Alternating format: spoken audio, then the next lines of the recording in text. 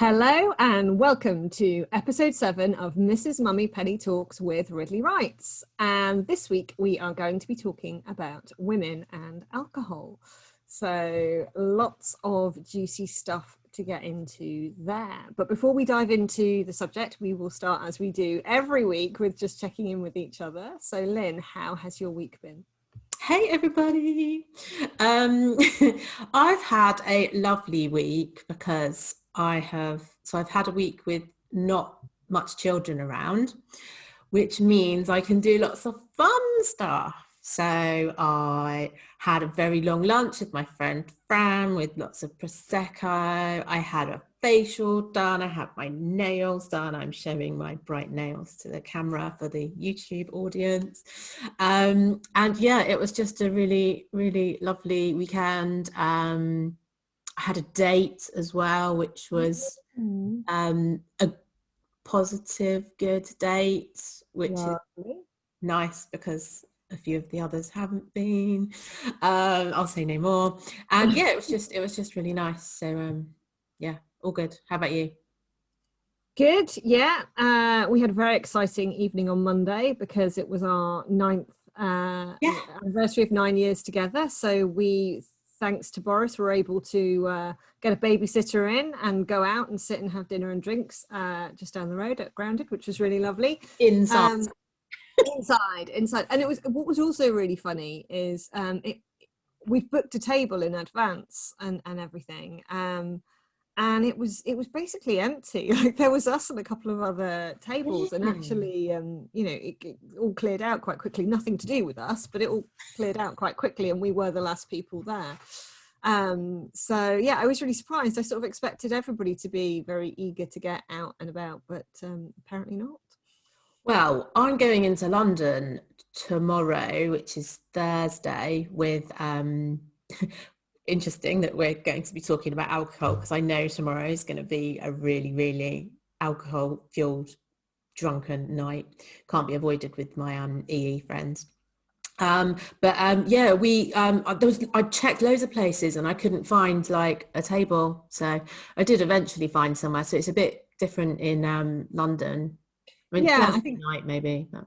Yeah, and I think the fact it was Monday evening. So Dave was saying his understanding was the reason that they make all the lockdown changes come into play on a Monday is for that very reason to stop people from just going out and going crazy.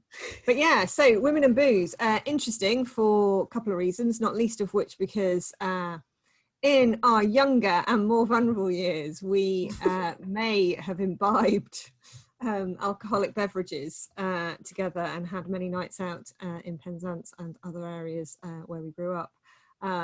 So yeah, we've got our own history and fond and sometimes not so fond memories of alcohol. And I wondered if we should start there really. What's our relationship? What's your relationship with alcohol? How would you describe it, and how has it changed over the years?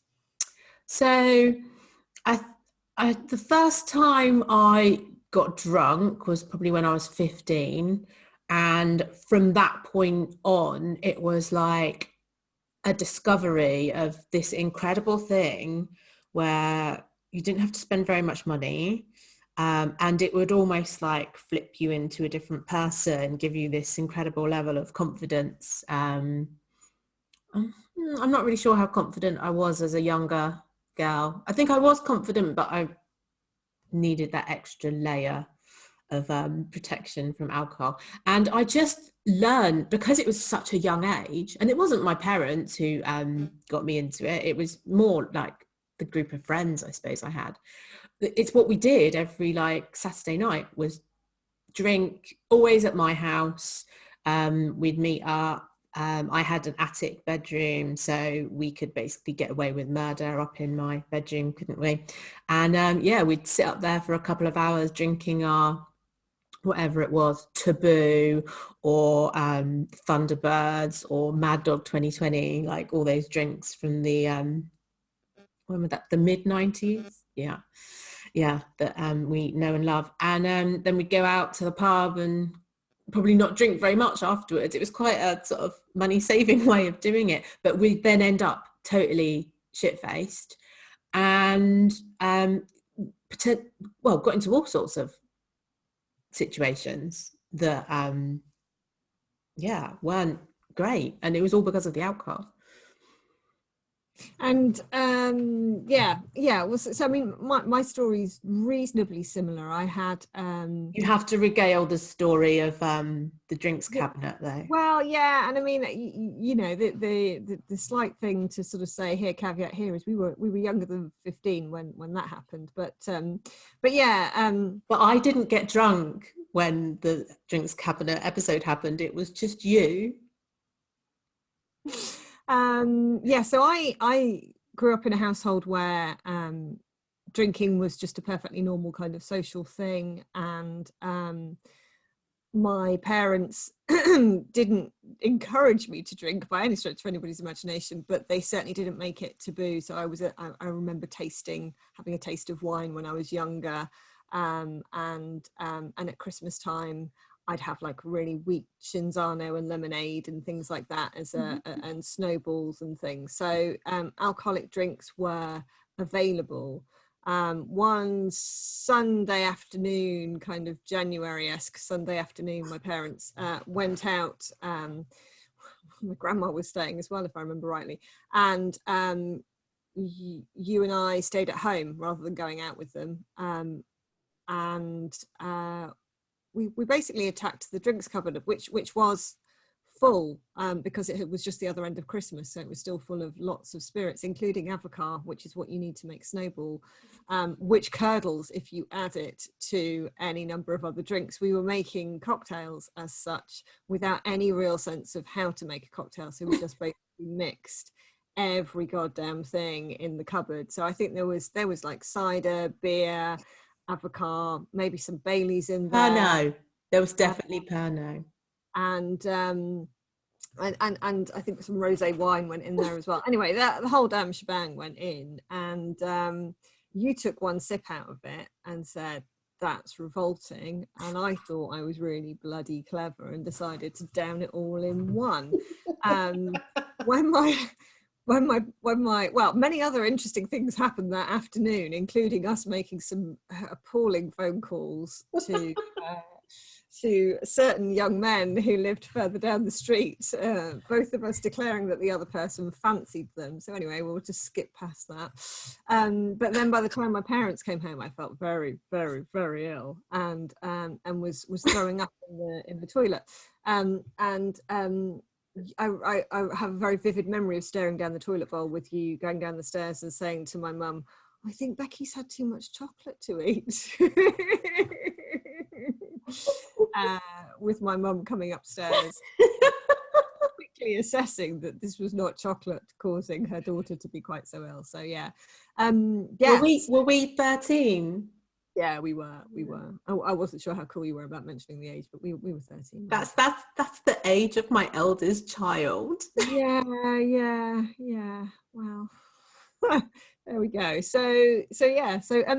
But that said, bizarrely, I think I probably have more freedom with alcohol in the home, but you had more. Even after that?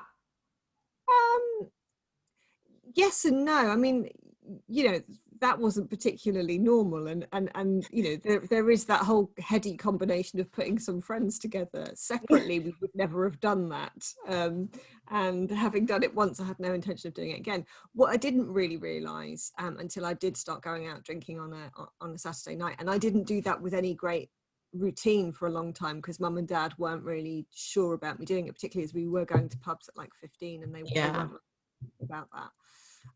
So I would only come out with you guys, you know, once in a blue moon to begin with. And the biggest thing I remember us drinking was Merry Down cider. Oh my God, my stomach still turns when I think about it. Bottles of Merry Down cider, which that you could buy for less than a couple of quid. And I was just a complete lightweight. So I really couldn't drink very much, and in many senses that has been an absolute downfall with me in alcohol, and now as I'm older I feel is a bit like a saving grace, because I can neither drink very much, and on the other side of that I have the world's worst hangovers. Throw two children into the mix of that, and borderline teetotal at times. I barely drink, to be honest. You don't drink very much, do you? No, and we were talking just before we came on air about the culture, the British culture that is very pro drinking, and that sort of fear. And I still have that kind of fear that when I say no or I say yes, but I'm only having one, I feel like there's that sense that I'm just really boring. But I can be quite entertaining without having alcohol, she says, in a non-defensive way. But I think it's also like your choice of friends, isn't it? Like, I mean, I learned from a young age that having fun when you're going out is all about drinking and getting really drunk. So that's a difficult habit to break out of. But I think a lot of the people who I socialise with, particularly where I go into London, we go out to drink, and it's almost like we don't have a filter to know when is the right point to stop as well. So we'll just carry on, particularly like with the people I'm seeing later on this week, we'll just carry on drinking and hopefully, get the last train home at like 1:30 in the morning, which is ridiculous. I make sure I'm not doing anything the next day, because that will be a complete write-off. So that's quite I went through a point, when was it? It was a few years ago, maybe like 3 or 4 years ago, where I had a bit of a health realization that I needed to shed a load of weight. It was all getting out of control. So I clean ate for 2 whole months. And so clean eating means that you're not allowed loads of things, but you're not allowed any alcohol, not allowed any sugar. And so, I did manage to not drink for 2 months, which was the first time I'd done that in my whole life. And the health effects were absolutely incredible, not just from, the non-alcohol, the no wheat, no dairy, all that kind of stuff. But that actually made me realize that it is possible. But I went to a wedding and didn't drink. It was a really crap wedding. It was really boring. There's just certain things I just can't imagine going to, like not drinking. Did you not go to any weddings when you were pregnant or anything though? Because my wedding. Well, yeah, there you go.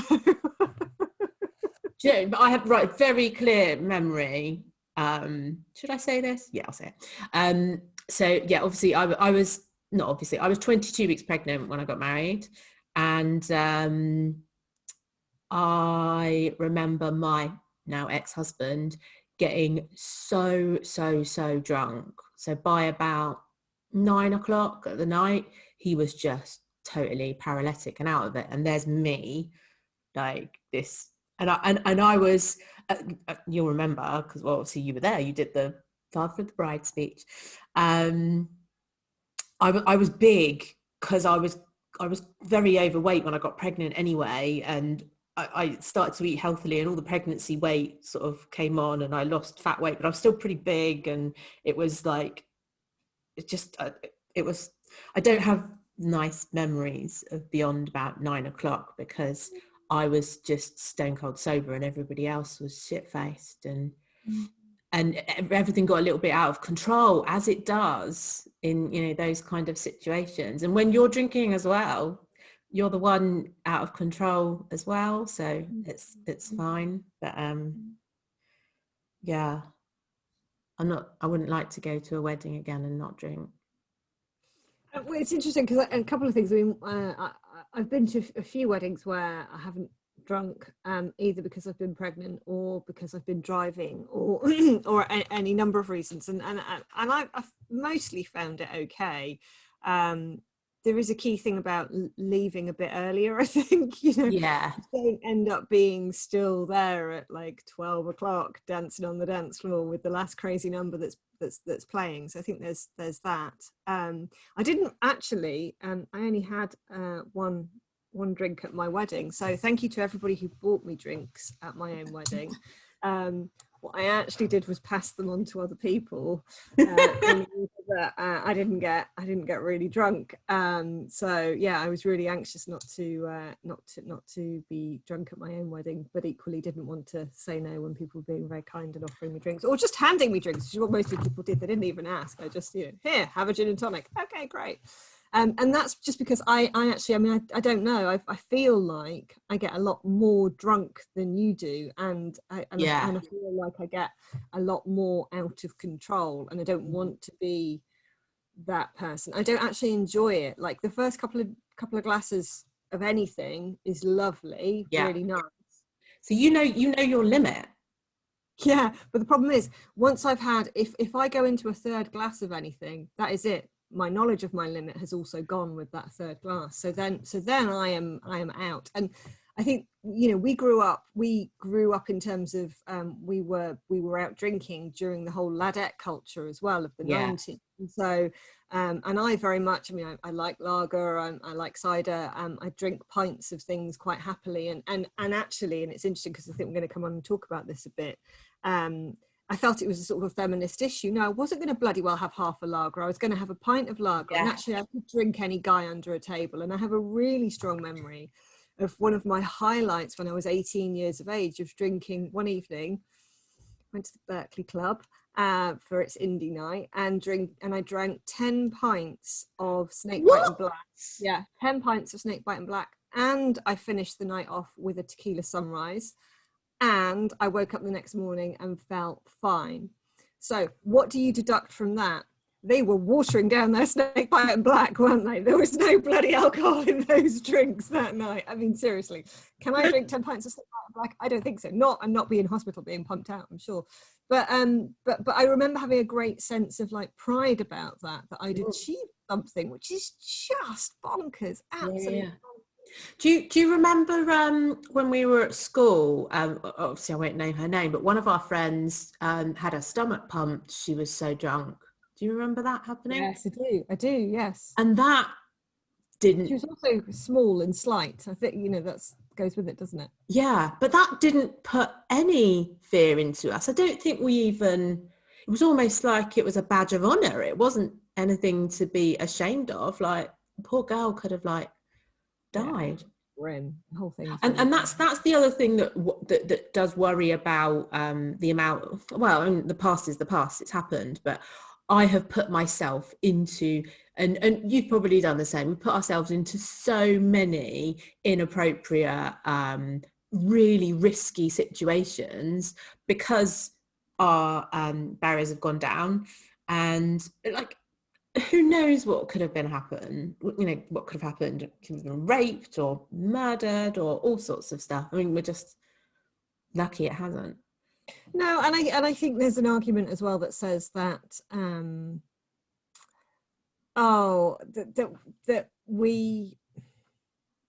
women and alcohol is therefore a good thing because it helps, and I'm saying good thing sarcastically, as in, it's helpful in, let's go back to the rape culture episode we were talking about with Everyone's Invited. It's good to have girls think that it's good to get drunk because then it's easier to not have these issues of consent. And it's well documented that women get drunk more easily than men do, because they absorb alcohol. Our bodies, generally speaking, are smaller and have a higher fat content and absorb the alcohol less well or better. I can't really tell which way that goes, but anyway, we get drunk quicker.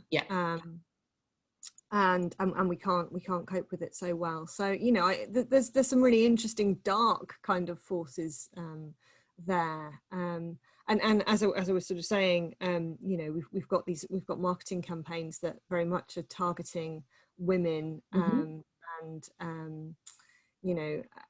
sort of giving the idea that she's gin dependent, which is supposed to have independent in the middle of it. But what it actually says is she's gin dependent. Like, is this a good thing? Do we really want to be dependent on anything? Yeah.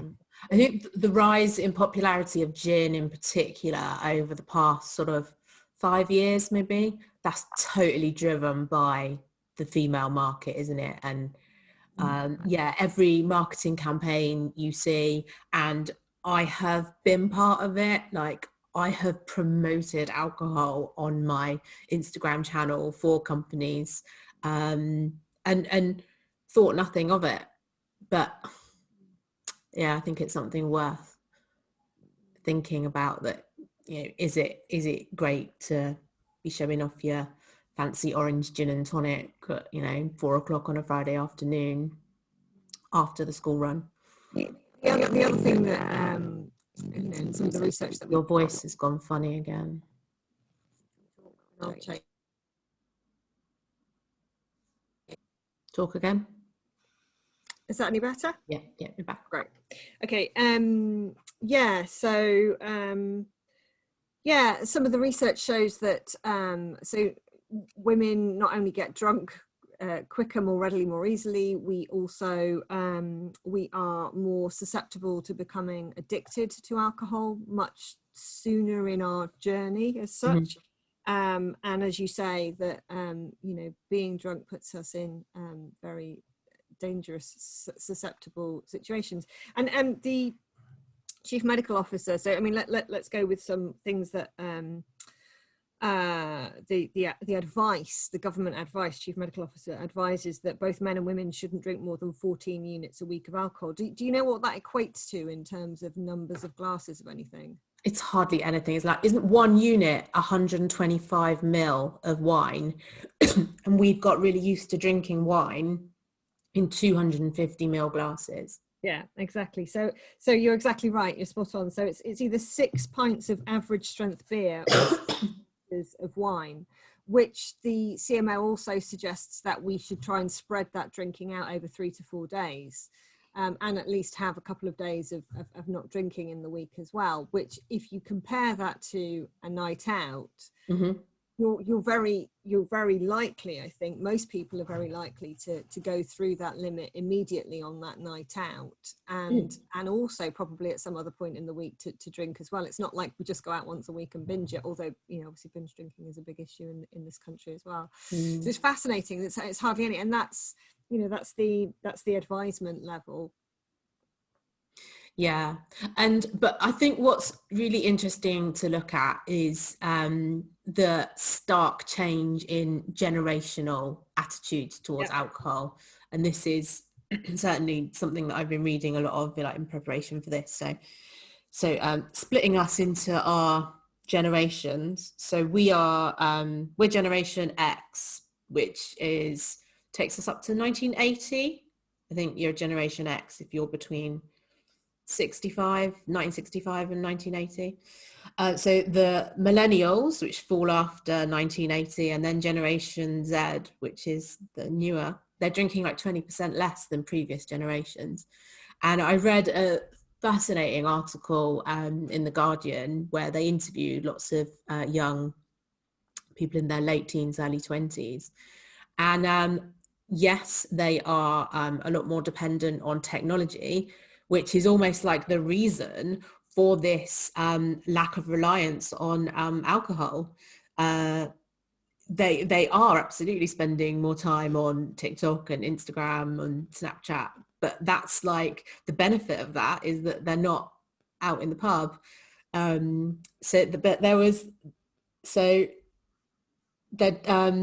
drinking less, they're taking fewer drugs, and there's loads less teenage pregnancies, which I know makes complete sense, that as those two things go down, the other one goes down. But it's a big societal change, isn't it? That if you can move into less teenage pregnancies as a nice result. And also there's the financial aspects of it as well, isn't there? Like, we all know that, and that's where the article's a bit depressing, because they were talking to these young people and they were almost like defeatist about what their lives are going to be. So they're like, we're not going to end up in a career for life. We know that we're going to end up in 10 different jobs throughout our career, that potentially we won't earn that much money, that we'll be paying off our university costs or whatever for the rest of our lives, and that they are just accepting of the fact that they'll never own a house as well. It's just, there's been such a generational shift in cultural and financial way that just things are so different. And you think, like, we're 44, things are so different for somebody 20 years younger than us. It's huge. Yes, they absolutely are. I mean, there's no two ways about that. I think some of the things you've just listed, though, I think were true and or as depressing when we were in our 20s as well. I don't think any of us expected to be in a job for life. I think a job for life has gone way before we hit the career market as well. So I think that's true. I think we didn't realize that anybody would be saddled with any more debt than we were, but we were conscious that we were saddled with debt from university, and that it was going to take a number of years in order to shift that. And I don't know completely. I mean, I certainly didn't kind of consider that I was going to have huge earning potential necessarily, because I didn't want to go into one of those careers that would, even though I did, let's not go there. But I didn't want to go into one of those careers, you know, that would generate me that sort of wealth. So I think some of those things are true, and I wasn't really sure how I was ever going to get on the housing market, because I think until you get on the housing market, you have no idea how you're going to get on the. Like, I think some of those things are sort of true of every generation, and I think also that that doesn't make them any the less scary or any the less untrue. It's just nobody really knows how they're going to get out of their 20s alive. I think that is a real thing. I actually, complete deviation, but I reread my journal from 2000 last week, and it was a real eye-opener in terms of looking at the life I was living in my early 20s. And initially I just sort of read it and felt abject shame, both at how appallingly it was written, and it wasn't.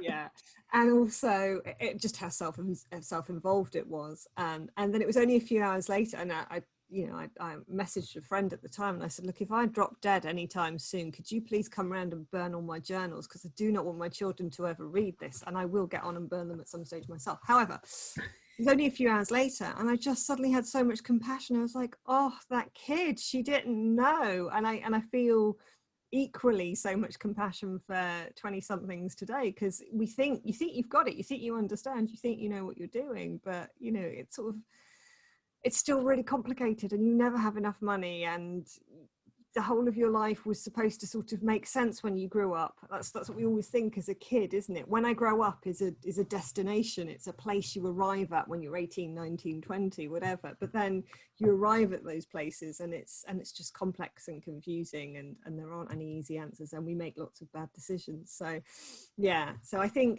some of that experience of being 20-something is probably true whatever generation you're in, but equally I think, you know, there are some much bigger cultural shifts that the guys today are facing, for sure. And definitely the mortgage thing, I think, is a big one. But good that they're not getting pregnant so early. Well done. Good news. Although that actually is probably just a population change, because that happens over time anyway. Once you reach peak population, people stop having babies. I live in the teenage pregnancy capital of the UK. Oh, that's interesting, because I think Bristol used to hold that title at some point. Oh, well, I'm saying that it was certainly when I was producing babies, so maybe it's changed. I think I should qualify that stat that might not actually be right. But I do see a lot of very young people in Stevenage with babies. Yeah. And I think it's really good that you know, I hope that holds true, that because I read the same stat, 16 to 24-year-olds are less likely to drink than any other age group. But at the same time, it also said that people working in managerial and professional occupations and high earners generally are most likely to drink, and to drink regularly, and to drink in excess. And there was a question for me that we talked about before the show as to whether you move out of that 24-year-old area into one of those managerial professions, and then suddenly perhaps things change. Maybe they don't. Hopefully they don't. Hopefully we have a healthier attitude towards it. Yeah, Yeah, but overall it does seem very positive for the younger generation that they are drinking less. They're preferring juice bars to cocktail bars, and they're more into healthy lifestyle, yoga, hot yoga pods and all that kind of stuff. I've never been to a hot yoga pod in my life. Should try it one day. I wanted to highlight a really great person on Instagram who she's got 20,000 followers, so she's built up a really great following, and I've bizarrely I coached her about 3 or 4 years ago on how to make money from her Instagram channel, so that's how I know her. But she's called Laurie McAllister, and her unique thing is that she's gone from she was a complete like pisshead, and now she's been like sober for the past 4 years. So she's been documenting her story, and her Instagram profile is just packed full of tips like how to enjoy the pub sober. And, you know, she just goes through like 3 top tips of make sure somebody you're with knows that you're not drinking, plan ahead, know what you're going to drinking. And a really clever one, book something really exciting and fun in the next morning, so it's less temptation to start drinking. But yeah, she's got a really great profile, and she's like of our generation, maybe a little bit younger. But yeah, somebody who's made that absolute decision to stop drinking completely. And I've got quite a few friends, particularly in so we've got like a circle of friends that we move in to do with Kat Biles, who's a coach, and a lot of people in her circle are of that sort of yoga therapy ilk, and quite a few of them like don't drink as well. It's interesting that you sort of go through your 20s and your 30s maybe living that ladette type style, and then you get into your 40s and maybe realize that it's not for you. I haven't quite reached that point yet. I still depends on the time of the year, but having a drink is still a bit of and relax and have a gin and tonic to chill out. Which it shouldn't be, should it? Because it's a coping mechanism, and it's not a healthy coping mechanism. You're much better off doing some yoga, going out for a walk into nature. No, more easily said than done. No, absolutely. And but ultimately I think it's a cultural thing, isn't it? I mean, one of the books that I've looked into, and I also follow on this woman on Instagram, is Holly Whittaker, who's an American. We also talk to think about the difference between the US approach and attitude towards alcohol and the British one, which is quite different.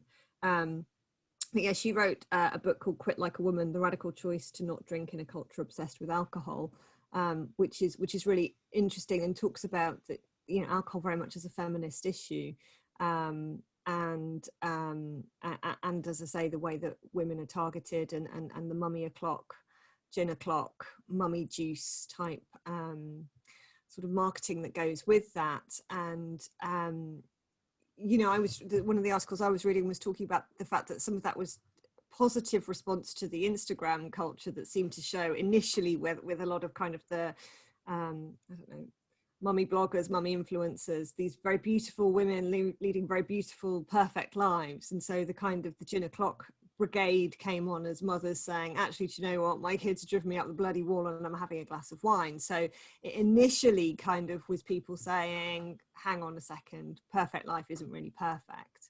But then, you know, when I look back at the last year and lockdown, and how so many people have come out of lockdown concerned about how much that they drank during lockdown. And also there was an awful lot of kind of jokes and memes going around about women drinking too much to cope with the pressures of homeschooling and being trapped at home with your family the whole time, etc. You know, one that I remember in particular was that there was this mummy, what's an alcoholic? And the woman said, oh, you see those 2 birds on the tree out there, an alcoholic would see 4, and then the child says, "Mummy, there's only 1 bird on the tree."